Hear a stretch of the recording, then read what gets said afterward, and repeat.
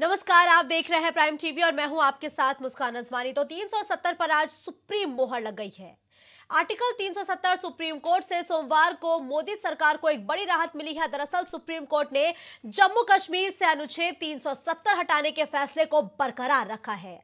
CJI D Y Chandrachud ने फैसला सुनाते हुए कहा कि जम्मू कश्मीर के पास भारत में विलय के बाद आंतरिक संप्रभुता का अधिकार नहीं है। अनुच्छेद 370 एक अस्थायी प्रावधान है। वही सीजेआई ने चुनाव आयोग को निर्देश देते हुए कहा कि चुनाव आयोग नए परिसीमन के आधार पर 30 सितंबर 2024 तक जम्मू कश्मीर में विधानसभा चुनाव करवाए। वही प्रधानमंत्री नरेंद्र मोदी ने एक्स पर ट्वीट कर सुप्रीम कोर्ट के फैसले का स्वागत किया है, साथ ही इस फैसले को ऐतिहासिक बताया है। आज का फैसला सिर्फ कानूनी फैसला नहीं है, ये आशा की एक किरण है। वही केंद्रीय गृह मंत्री अमित शाह ने कहा कि धारा 370 हटने से कश्मीर में शांति वापस लौटी है। तो आर्टिकल 370 हटाने के फैसले को आज सुप्रीम कोर्ट ने सही करार दिया है, जिसे भाजपा एक अपनी बड़ी जीत करार दे रही है, क्योंकि 4 साल पहले केंद्र सरकार की तरफ से 370 आर्टिकल को हटाए जाने की बात कही गई थी, जिसके खिलाफ याचिकाएं सुप्रीम कोर्ट में भी डाली गई थी। इन्हीं याचिकाओं पर सुनवाई करते हुए सुप्रीम कोर्ट ने सितंबर 2024 का वो महीना था जब फैसला सुरक्षित रख लिया, और आज की वो तारीख है जब आर्टिकल 370 अब इतिहास बन चुका है। इतिहास बन गया है आर्टिकल 370। ये आज सुप्रीम कोर्ट के फैसले के बाद आज की सच्चाई, आज की हकीकत यही है।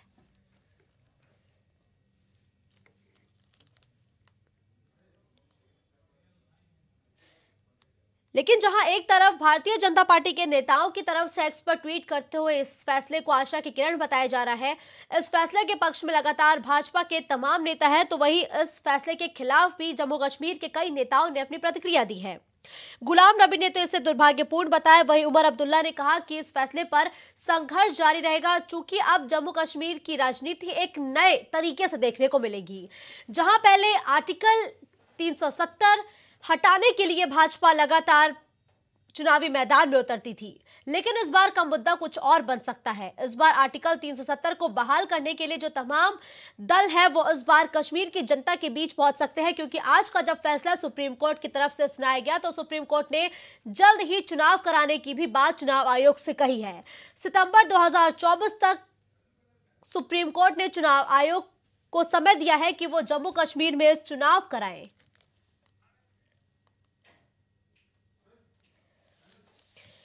यूं तो संविधान के अनुच्छेद 1 और 370 से स्पष्ट है कि जम्मू और कश्मीर भारत का अभिन्न अंग है और भारतीय संविधान के सभी प्रावधान वहां लागू होते हैं। लेकिन जब से धारा 370 लगी थी तब से जम्मू कश्मीर को एक विशेष राज्य का दर्जा प्राप्त था। ऐसे में जम्मू कश्मीर के लिए एक नए प्रावधान थे, कुछ नए नियम वहां लागू होते थे जो उसे तमाम भारत के राज्यों से अलग बनाते थे।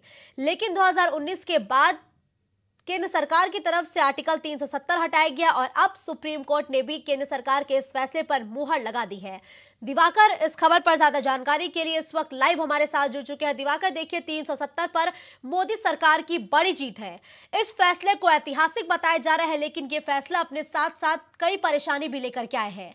चूंकि अब जम्मू कश्मीर के तमाम नेताओं की तरफ से इस फैसले को दुर्भाग्यपूर्ण कहा जा रहा है कि ये भारत की मानसिकता की हार है। क्या चुनौतियां अब नई जम्मू कश्मीर में देखने को मिलेंगी? हाँ, बिल्कुल बिल्कुल। देखिए मुस्कान, जाहिर सी बात है कि अब जो आर्टिकल 370 जो है वो कहीं न कहीं अब बन चुका है पूरी तरीके से इतिहास भारत के लिए भी, पूरे विश्व के लिए। लेकिन जो आज सुप्रीम कोर्ट ने फैसला दिया है वो फैसला भी ऐतिहासिक है, क्योंकि जिस तरीके से 2019 में आर्टिकल 370 जो है वो हटाई गई थी, उसके बाद इसके विरोध में काफी ज्यादा याचिका जो है वो कोर्ट में डाली गई थी और कोर्ट ने इस पर लगातार सुनवाई की थी और इसके बाद फैसला सुरक्षित रखा। लेकिन आज जिस तरीके से फैसला सुना, फैसले में जो बातें कही हैं वो काफी ज्यादा अहम जो है वो हो जाती हैं। देखिए मुस्कान, सीधी बात है कि कोर्ट ने साफ तौर पर कह दिया है कि जो अनुच्छेद 370 था वो अस्थायी था, यानी स्थायी नहीं था। वो उस वक्त के माहौल को देखते हुए कहीं कहीं लगाया गया था, तो जाहिर बात है कि वो अस्थायी था, उसको हटाया जा सकता है। दूसरा, सीधे तौर पे कहा है कि अब राज्य का दर्जा जो है वो जल्द से जल्द बहाल किया जाए। तीसरी बात, जो बड़ी बात कही है वो साफ तौर पे कही है सुप्रीम कोर्ट ने कि अब 30 सितंबर 2024 तक चुनाव जो है वो करा दिए जाए जम्मू कश्मीर में। देखिए ये तीनों चीजों से फायदा क्या होगा? कि जब धारा 370 हटी, अब वहां पे वो कानून भी लागू हो सकेंगे जो केंद्र सरकार प्रदेश सरकार बनाती है। जो पूरे देश के लिए कानून है, वही कानून अब जम्मू कश्मीर के लिए भी लागू होगा। जो भी योजनाएं पूरे देश के लिए चलती हैं, देश की जो आवाम उनके लिए चलती है, वही अब योजनाएं जो है उसका लाभ अब मिल सकेगा जम्मू कश्मीर की आवाम को, वहां के लोगों का। इसके साथ अगर वहां पे चुनाव होता है और यूनियन टेरिटरी अब खत्म करके अगर राज्य बहाली हो जाती है, तो जाहिर सी बात है कि काफी कुछ नई ऐसी योजनाएं बन सकेंगी जिससे कि वहां की जनता को लाभ दिया जा सके। अभी तक ये कहा जाता था कि बिल्कुल, देखिए दिवाकर, लगातार हम इस बात का जिक्र कर रहे हैं कि जब से केंद्र सरकार की तरफ से ये फैसला दिया गया है, तब से लगातार बड़े परिवर्तन हम जम्मू कश्मीर में देखते हैं। वहां की जो जनता है उनको मुख्य धारा से जोड़ने का काम लगातार बीजेपी कर रही है, लेकिन अब इस मसले पर भी जो सियासत है वो अलग जम्मू कश्मीर में देखने को मिल रही है, क्योंकि नेताओं की तरफ से लगातार हम ये जिक्र कर रहे हैं कि प्रतिक्रिया मिल रही है। कोई इस फैसले को भारत विरोधी मानसिकता करार दे रहा है, कोई दुर्भाग्यपूर्ण बता रहा है। किस तरीके की राजनीति अब जम्मू कश्मीर में देखने को मिलेगी दिवाकर? जब भी ऐसे कोई मामले आते हैं, ऐसे कोई मसले आते हैं, उनका इस तरीके से कोई कानून हटाया जाता है या कानून कोई नया लागू किया जाता है, तो जो विपक्ष होता है वो जाहिर बात है कि हंगामा करता है और कहीं न कहीं ऐसे आरोप और प्रत्यारोप का दौर जो है वो चल निकलता है। वही कुछ नजर आ रहा है। लेकिन इतना समझ लीजिए कि अगर अनुच्छेद 370 हटाया गया है, तो जाहिर सी बात है कि जो कोर्ट ने भी कहा है और जो आम जनता भी कहती है कि जम्मू कश्मीर जो है वो भारत का, हिंदुस्तान का अभिन्न अंग है। तो ऐसे में जाहिर सी बात है कि अगर वो राज्य बहाली किया जाता है, अनुच्छेद 370 हटाया जाता है, तो ये देश विरोधी कैसे हो गया? देश विरोधी मानसिकता जो है कैसे हुई? देश विरोधी मानसिकता तो वो होती है जो पहले थी कि वहां पे अनुच्छेद 370 लगा दिया गया और जो देश के अन्य राज्यों के लिए, अन्य जनता के लिए जो कानून है, जो लाभ है, वो वहां की जनता को नहीं मिल पा रहा है। और यही वजह रही है कि अभी तक जो कहा जाता था कि जम्मू कश्मीर के जो बच्चे हैं वो बड़े होते ही पत्थरबाज बन जाते हैं, लेकिन ऐसा अब नहीं होगा, क्योंकि अब वहां पे कानून जो है वो भारत देश का लागू होगा। जो सबके लिए चीजें हैं, माहौल है, जो सबके लिए योजनाएं वहां लागू होंगी, तो जाहिर बात है कि शिक्षा व्यवस्था भी वहां बेहतर होगी। शिक्षा व्यवस्था बेहतर होगी तो जाहिर बात वहां के भी बच्चे जो बड़े होके अच्छे अधिकारी बन सकते हैं, अच्छे पोस्ट पे जा सकते हैं। और सबसे बड़ी चीज क्या है कि अब जम्मू कश्मीर में उद्योग धंधे लग सकेंगे। अब जो व्यापारी है वो कहीं कहीं वहां जा सकेंगे, जो विदेश का फंडिंग होती है वो वहां पे हो सकेगी, जिससे वहां पे उद्योग धंधे लग सके, तो वहां के लोगों को रोजगार भी मिल सकेगा। क्यों? उसकी वजह साफ तौर पे है कि जब ये अनुच्छेद हटाया गया है तो अब बाहर के लोग, यानी कि दूसरे प्रदेशों के लोग भी वहां पे जमीन खरीद सकेंगे, जमीन खरीद के वहां पे फैक्ट्रियां लगा सकेंगे। जिस तरीके से आज सुप्रीम कोर्ट ने ये फैसला सुनाया है, तो हर एक सेक्टर्स में जम्मू कश्मीर के लोगों को काफी अच्छा खासा फायदा देखने को मिल सकता है। लेकिन देखिए दिवाकर, अब इसको हम 2024 से एक बार जोड़ के देखते हैं, क्योंकि 2024 का चुनाव नजदीक है और हर एक मुद्दे को, हर एक फैसले को इस वक्त बड़ा बनाया जा रहा है। जहां भारतीय जनता पार्टी इस मुद्दे को अपनी ऐतिहासिक जीत बता रही है, तो वही जनवरी 2024 का वो महीना होगा जब राम मंदिर राम जनता को समर्पित कर दिया जाएगा। ये दोनों ही मुद्दे किस तरीके से भारतीय जनता पार्टी भुनाने की कोशिश कर सकती है 2024 में? बिल्कुल, देखिए दोनों ही मुद्दे कहीं न कहीं भारतीय जनता पार्टी की जो नीति है, जो उनकी रणनीति है, उसमें माकूल बैठती है। यानी कि माकूल जो है वो दोनों मुद्दे हैं। तो जाहिर बात है कि भारतीय जनता पार्टी दोनों मुद्दों को उठाना चाहेगी। और जिस तरीके से आपने सवाल किया था इसके पहले कि विपक्ष जो है वो लगातार हंगामा कर रहा है, वो कह रहे हैं कि देश विरोधी मानसिकता है, तो इन बातों को, इन मुद्दों को और भी बीजेपी जो है वो अपने नुमाइंदों से, अपने कार्यकर्ताओं से, अपने प्रवक्ताओं से उठाना चाहेगी, जिससे कि आम जनता में, देश की जनता में ये कहीं न कहीं माहौल बने, ये बात जाए कि बीजेपी जो है वो देश के लिए काम कर रही है, देश की जनता के लिए काम कर रही है, देश की अखंडता के लिए काम कर रही है। लेकिन जो विपक्षी है वो नहीं चाहते हैं कि अखंड भारत रहे, वो चाहते हैं कि भारत के टुकड़े हो। ये बात है। दूसरा, जहां तक आपने राम मंदिर की बात की है, तो 22 जनवरी को राम मंदिर प्राण प्रतिष्ठा होनी, उसके बाद जैसे ही ये प्राण प्रतिष्ठा होगी उस दिन आप देखिएगा कितना भव्य कार्यक्रम जो है वो होगा अयोध्या में, और इसका प्रचार प्रसार भारी तादाद में किया जाएगा, सिर्फ देश में नहीं विदेशों में किया जाएगा। और उसका क्योंकि बीजेपी के बारे में कहा जाता है बीजेपी छोटे से छोटे इवेंट को बड़ा बना देती है, तो जाहिर बात है इन दोनों इवेंट के तौर पर लेगी, उसको बड़ा बनाएगी और देश की जनता तक पहुंचाएगी, घर घर तक पहुंचाएगी, जिससे 2024 में बीजेपी को फायदा मिल सके। बिल्कुल ठीक है, धन्यवाद दिवाकर इस खबर पर हमारे साथ जुड़ने के लिए।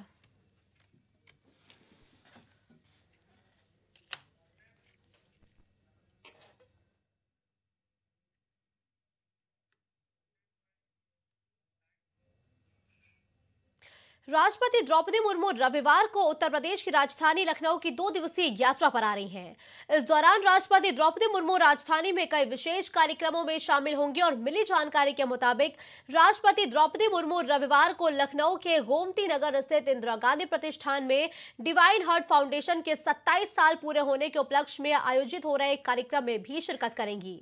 लखनऊ के 2 दिवसीय दौरे के दूसरे दिन मंगलवार को राष्ट्रपति द्रौपदी मुर्मू आईआईटी लखनऊ के दीक्षांत समारोह में शामिल होंगे। फिलहाल राष्ट्रपति द्रौपदी मुर्मू के दौरे को देखते हुए लखनऊ में सुरक्षा के कड़े इंतजाम किए गए हैं, जिसके चलते आईजीपी यानी इंदिरा गांधी प्रतिष्ठान और divine heart and multi speciality अस्पताल के आसपास के पूरे इलाके को छावनी में तब्दील कर दिया गया है। वहीं इस इलाके को नो फ्लाइंग जोन में भी तब्दील किया गया है। ओवैस इस खबर पर ज्यादा जानकारी के लिए इस वक्त हमारे साथ लाइव जुड़ चुके हैं। ओवैस, देखिए, देश की राष्ट्रपति द्रौपदी मुर्मू रविवार को 2 दिवसीय दौरे पर लखनऊ पहुंच रही है। क्या कुछ कार्यक्रम उनके निर्धारित है?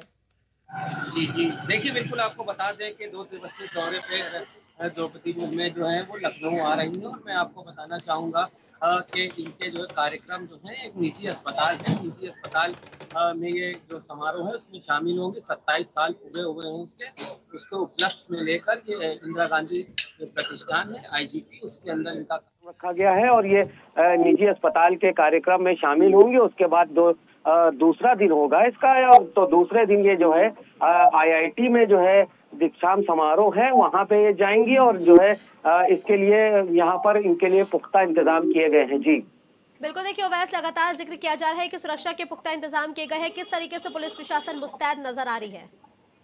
जी देखिए, बिल्कुल कई जोनों में पुलिस को बांटा गया है और तमाम जो फ्लाइंग जोन है उसमें भी इनको जो है निगरानी की जाएगी फ्लाइंग जोन से, और तमाम जो अधिकारी हैं वो इनके स्वागत में और जो इनके कार्यक्रम है और जो इनकी सुरक्षा है उसके लिए देखिए मुस्कान जो है ये तैयार है और कसरी है। और मैं आपको बताना चाहूंगा कि तमाम जो आला अधिकारी हैं वो पहले से ही इनके जो कार्यक्रम है उनके जगह पर जायजा लेने पहुंच चुके हैं और वहां पे एक एक चीज की निगरानी करी जा रही है, कैसे कहीं पे सुरक्षा की चूक ना हो।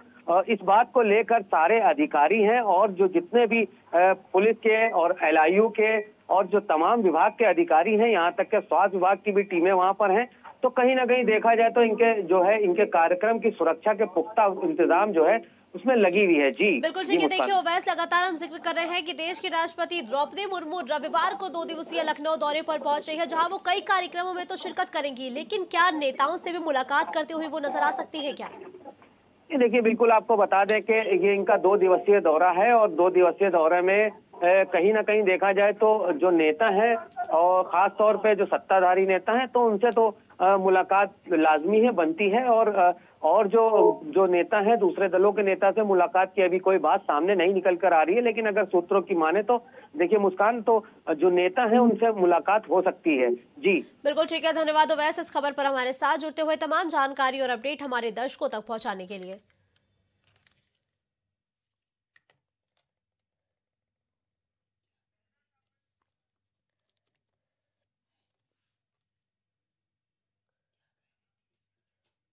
टॉप बैंड अपडेट ही नहीं है, पूरी खबर खत्म हो गई।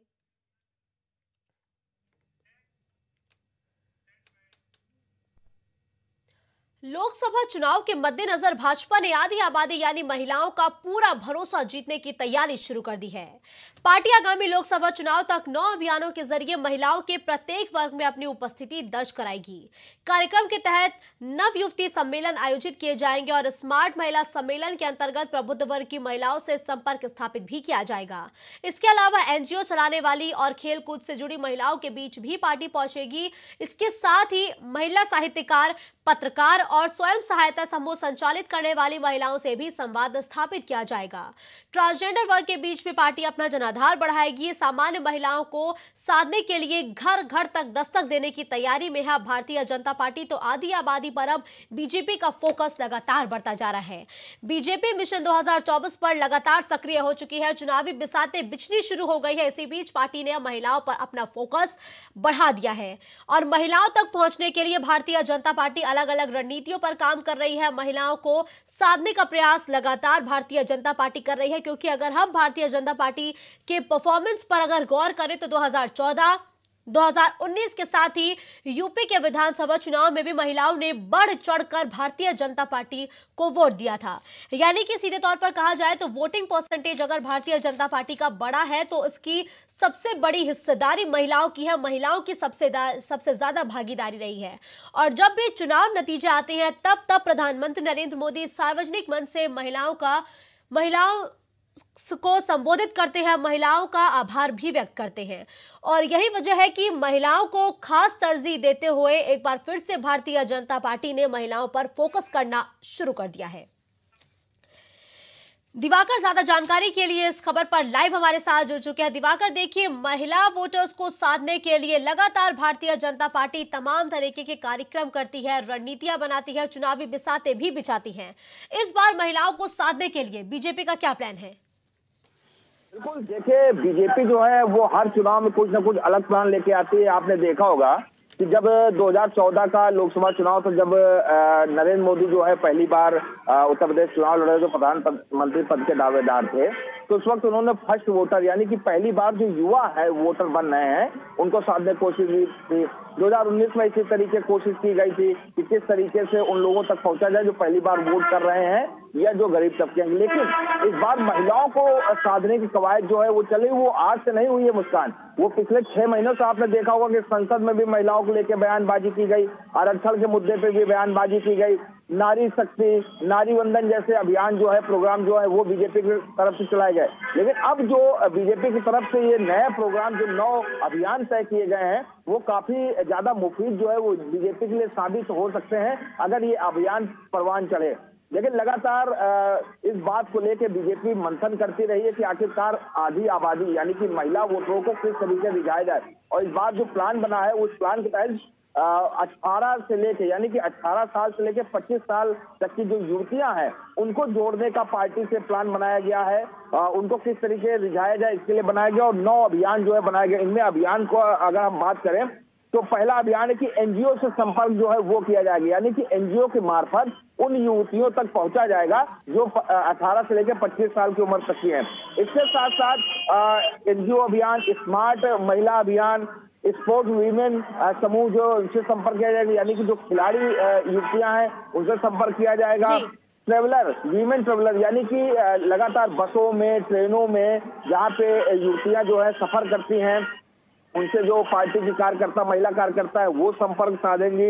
महिला लेखक और महिला पत्रकारों तक भी कहीं न कहीं पार्टी के जो कार्यकर्ता हैं, जो पदाधिकारी वो पहुंचेंगे और घर घर संपर्क और स्वयं सहायता समूह से संपर्क किया जाएगा। साधने के लिए भारतीय जनता पार्टी के महिला कार्यकर्ता और महिला नेत्रियों ने अब मोर्चा संभाल लिया है। लेकिन दिवाकर, देखिए, राजस्थान, मध्य प्रदेश और छत्तीसगढ़ में बीजेपी ने महिला वोटर्स पर खास फोकस किया था। यही वजह है कि बीजेपी को प्रचंड जीत मिली है। इससे भाजपा के तमाम नेता भी मान चुके हैं। क्या यही वजह है कि बीजेपी लगातार महिलाओं को साध रही है? क्योंकि जिस तरीके से महिलाओं का साथ विधानसभा चुनाव में मिला है बीजेपी को, यही वजह मानी जाए। और बिल्कुल जाहिर सी बात है कि महिलाओं का साथ बीजेपी को मिला है, महिलाओं के साथ प्रधानमंत्री नरेंद्र मोदी को मिला है, महिलाओं के साथ योगी आदित्यनाथ को मिला और इन सबका फायदा बीजेपी को ही हुआ है। आपने देखा होगा कि आधी आबादी जो है वो इस वक्त बीजेपी की तरफ ज्यादा रुख किए हुए, लेकिन उसको मजबूत और कैसे किया जाए, उन वोटरों को, उन महिला वोटरों को कैसे और मजबूती से पार्टी में लाया जाए, इसकी कवायद जो चल रही है। इसकी साफ वजह है कि महिला क्यों आखिरकार बीजेपी की तरफ। सबसे बड़ी चीज होती है महिला सुरक्षा की। चाहे योगी सरकार चाहे मोदी सरकार लगातार महिला सुरक्षा पे बात करती हुई चली आई। अगर उत्तर प्रदेश की आप बात करें तो उत्तर प्रदेश में महिलाएं कितनी सुरक्षित है सब जान गए हैं, क्योंकि योगी सरकार ने उस पर शिकंजा कसा है। दूसरा क्या कि घर घर उज्ज्वला योजना के तहत जो गैस सिलेंडर दिए गए हैं, जो गांव की महिलाएं आज भी चूल्हे में खाना बनाती थी, आज भी उनकी आंखों में धुआं लगता था, आज भी उनके फेफड़ों में धुएं की वजह से दिक्कत होती थी, अब उससे निजात मिल गई। रोज उनके घर में अब जो गैस चूल्हे पे खाना बनता है जिससे उनको दिक्कत नहीं होती। ये भी कहीं कहीं वजह है कि बीजेपी के पक्ष में। तो इस तरीके की तमाम कवायदे जो है वो की गई है। महिला सहायता समूह जो है उनको कहीं कहीं पार्टी से जोड़ा गया है, उनमें काम दिया गया जिससे कि महिलाएं घर बैठे रोजगार पा सके और घर बैठे ही कहीं उनको इतनी कमाई हो सके, उनका घर परिवार चल सके। तो इस तरीके के तमाम चीजें इस खबर पर हमारे साथ जुड़ते हुए तमाम जानकारी हमारे दर्शकों तक पहुंचाने के लिए।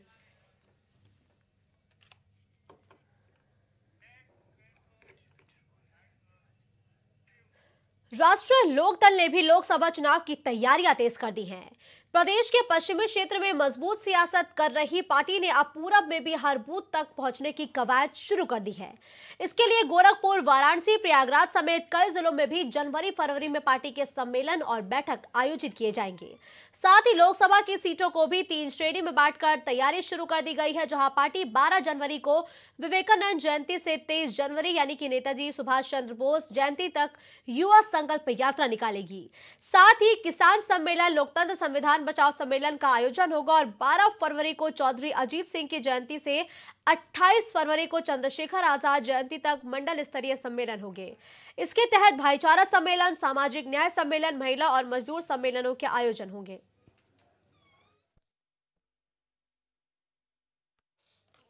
पवन ज्यादा जानकारी के लिए इस वक्त हमारे साथ जुड़ चुके हैं। पवन, देखिए, आरएलडी लगातार चुनावी मैदान में सक्रिय हो चुकी है।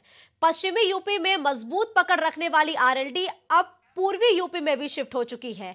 क्या कुछ प्लान है इन सभी कार्यक्रमों के जरिए आरएलडी का? देखिए, सबसे पहले तो ये जरूरी है कि जिस तरीके से लोकसभा की जो चुनाव है वो उनकी तथियां है कहीं न कहीं वो नजदीक आती जा रही है और ऐसे में जितने भी राजनीतिक दल है वो लगातार जमीनी स्तर पर कार्य कर रहे हैं। चाहे हम भारतीय जनता पार्टी की बात करें या तमाम जो अन्य राजनीतिक पार्टियां उनकी बात करें, ऐसे में जो राष्ट्रीय लोक दल है उसने भी कहीं न कहीं ये कयामत तेज कर दी है कि आने वाले लोकसभा चुनाव में आरएलडी की जो पार्टी है वो अपने मैदान में उतरेगी और तमाम तरीके के जो कार्यक्रमों का आयोजन है वो किया जाएगा। अगर हम बात करें जिस तरीके से अभी तक अटकलें लगाई जा रही थी कि क्या आरएलडी किस तरीके से मैदान में उतरेगी, किस तरीके से तैयारियां, तो जिस तरीके से एक शेड्यूल जारी किया गया है, ऐसे में यह देखा जा रहा है कि आने वाले 1-2 महीने के अंदर राष्ट्रीय लोकदल तमाम स्थानों पर बड़े बड़े आयोजन करेगी। चाहे वो कैंपेन की बात की जाए, चाहे बैठकों की बात की जाए, तो ऐसे में यह कहा जा सकता है कि आने वाले दिनों में राष्ट्रीय लोकदल न कहीं राजनीतिक दलों के लिए एक बड़ी जो है चुनौती कह लीजिए वो बन के सामने आएगी, क्योंकि जिस तरीके से आरएलडी की टीम लगातार आने वाले दिनों में अपनी तैयारियां कर रही है, बैठकों की बात कर रहे हैं, आयोजनों की बात कर रहे हैं, तो इस तरीके से आने वाले दिनों में और लोकसभा चुनाव में कहीं न कहीं राष्ट्रीय लोकदल अन्य जो पार्टियां हैं उनके लिए मुसीबत का कारण बनेगी, निश्चित रूप से चुनौती का कार्य होगा। लेकिन देखिए पवन, अब तो अगर हम मौजूदा स्थिति पर गौर करें, अब तो आरएलडी यानी कि रालोद इंडिया गठबंधन का हिस्सा है। चूंकि अब लगातार कहा जा रहा है कि जब इंडिया गठबंधन की अगली बैठक होगी तो सीट शेयरिंग पर बात हो सकती है। ऐसे में क्या सीट शेयरिंग में अपनी मजबूत दावेदारी बताने के लिए आरएलडी लगातार सक्रिय है? जी बिल्कुल मुस्कान, देखिए ये सवाल लाजमी है और आपका ये सवाल निश्चित रूप से महत्वपूर्ण भी है, क्योंकि जिस तरीके से अभी बीते दिनों की बात की जाए तो तमाम जो राजनीतिक दलों की जो उठापटक थी वो सामने देखने को मिली। ऐसे में ये कहा जा सकता है, हालांकि ये कयास लगाया जा सकता है, इस पे सत्यता की मोहर नहीं लगाई जा सकती है कि क्या सीटों के लिए या तमाम अन्य चीजों के लिए इस तरीके के जो आयोजन है, जिस तरीके की ये जो अब एक्टिविटी है, जो तमाम जो प्रतिक्रियाएं हैं वो सामने आएंगी। लेकिन अब जिस तरीके से लोकसभा के चुनाव जो है वो लगातार नजदीक आते जा रहे हैं, तमाम जो राजनीतिक दल है वो अपनी मजबूती को, अपनी दावेदारी को बढ़ाने में लगे हुए हैं। ऐसे में किस तरीके की बातें होंगी, हालांकि ये किस तरीके की तस्वीर होगी, निश्चित रूप से आने वाले दिनों में वो सामने आएगी और लोगों के लिए महत्वपूर्ण भी होगा कि आखिर क्या किस तरीके से राजनीतिक जो दल है, चाहे वो हम राष्ट्रीय लोकदल की ही बात कर रहे हैं, तो क्या इसमें सीटों को लेकर या अपनी सहभागिता को लेकर किस तरीके से तैयारियां हैं। ठीक है, देखिए, लेकिन पवन लगातार ये भी जिक्र कर रहे हैं कि पश्चिमी यूपी में तो इनकी अच्छी पकड़ है, ये लगातार सक्रिय रहते हैं पश्चिमी यूपी की राजनीति में, लेकिन अब इन्होंने जो फैसला लिया है कि ये पूर्वी यूपी में भी सक्रिय होंगे, कितनी बड़ी चुनौतियां हैं इनके सामने? जी बिल्कुल, देखिए जिस तरीके से ये कहा जाता था कि पूर्वी यूपी में राष्ट्रीय लोकदल का अपना एक वर्चस्व है, तमाम स्थानों पर लोगों ने ये भी चर्चाएं की है कि राष्ट्रीय लोकदल वहां से एक सबसे बड़ी पार्टी के नाम पे सामने जानी जाती है। लेकिन अब जिस तरीके से तमाम अन्य स्थानों पर, चाहे प्रयागराज की बात क्यों ना करें, तो जिस तरीके से आरएलडी की जो तमाम कार्यकर्ता हैं, जो पार्टी के लोग हैं, वो लगातार सक्रियता नजर आ रहे हैं। आने वाले दिनों में तमाम बड़े आयोजनों की तैयारियां की जा रही हैं, तमाम रैलियां निकाली जाएंगी, कैंपेन किए जाएंगे, लोगों से वार्ता की जाएगी। तो निश्चित रूप से जिस तरीके से तमाम अन्य स्थानों को देखा जाए, तो ऐसे में तमाम जो उत्तरी और पूर्वी स्थान है वहां पर राजनीतिक दलों में और जिस तरीके से आरएलडी की टीम है, आरएलडी के जो पार्टी है, वो कहीं न कहीं अपनी मजबूती, अपनी दावेदारी को मजबूत करने में लगी है।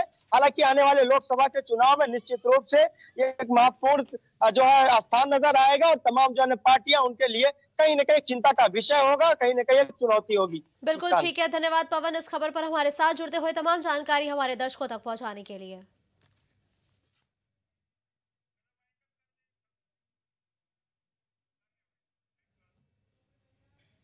इस बुलेटिन में फिलहाल के लिए बस इतना ही। देश और दुनिया की तमाम बड़ी खबरों के लिए आप देखते रहिए